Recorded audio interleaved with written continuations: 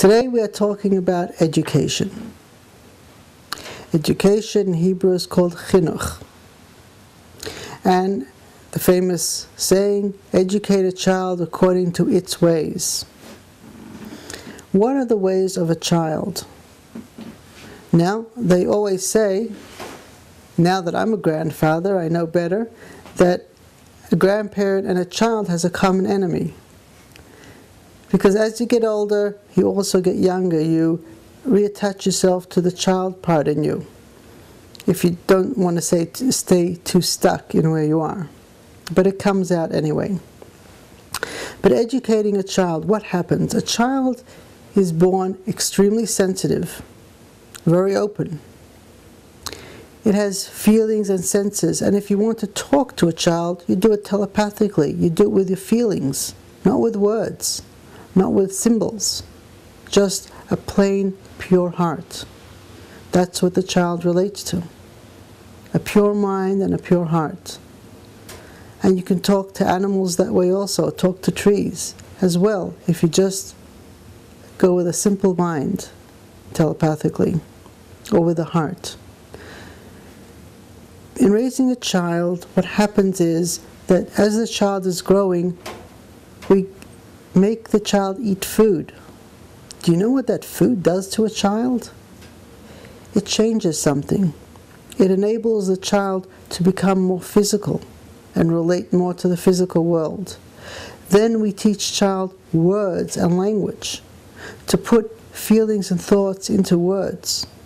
It's not always easy for children to learn it, but they learn it. And then they define things by the words they're taught, by the songs, by the stories, by what the adults want the child to relate to. And then as they grow, they go into school, they have family, they have friends, and everyone teaches them something. We learn from what is around us. And as we know, if you want to educate someone, you don't tell them what to do. You just have to be a living example.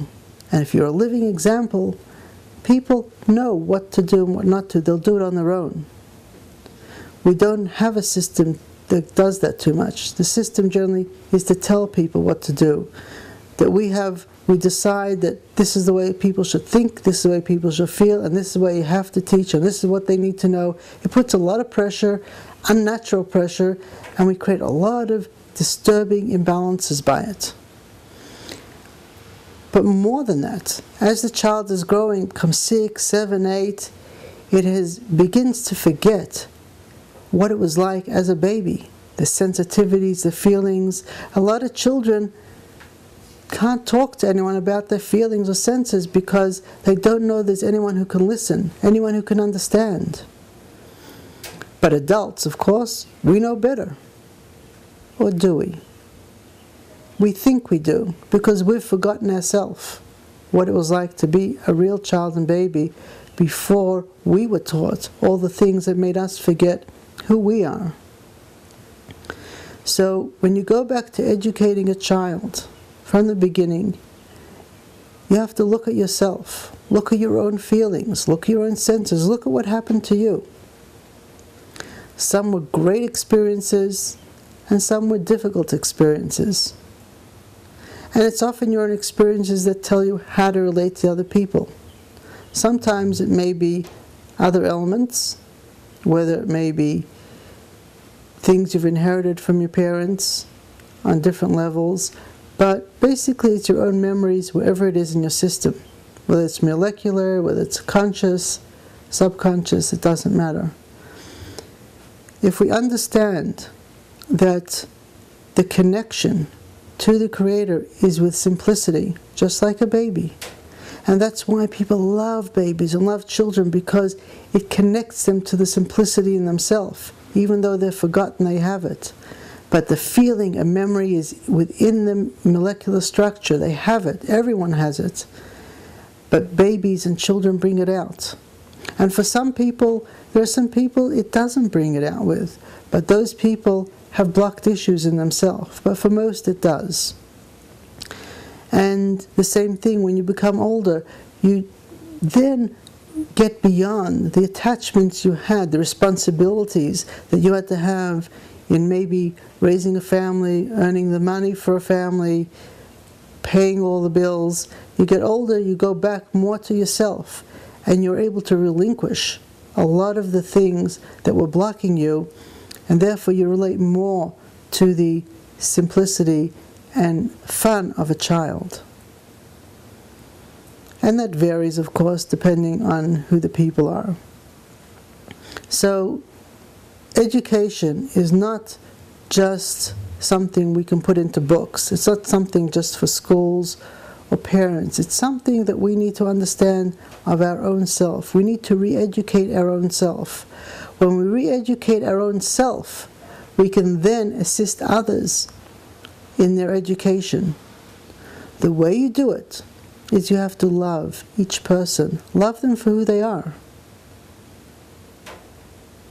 Don't love them because of what they're wearing or hate them because they're wearing. You look at me, you see what I'm wearing. What does it tell you?